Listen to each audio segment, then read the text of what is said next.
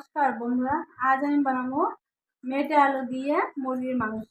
মুরগিটা ধুয়ে নিয়েছি, মেটে আলুটা সিদ্ধ করা হয়ে গেছে। আমি এখন মশলা বেটে নেব।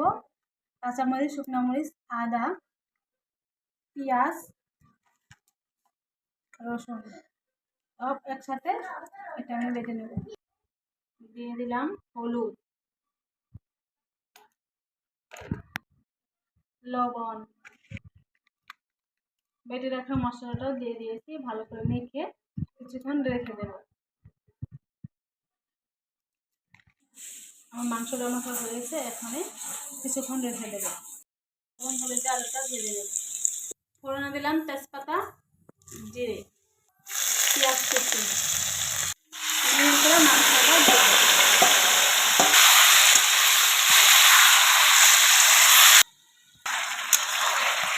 মেটে আলুটা দিয়ে দেবো। দিয়ে ভেজে জল দিয়ে দেবো গরম জল।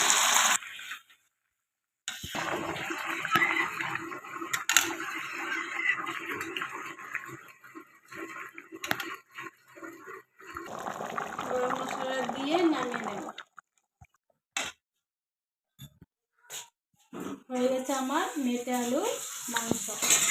বাড়িতে বানিয়ে খাবে, খুবই টেস্টি হয়। আজ চলে আসি, নমস্কার।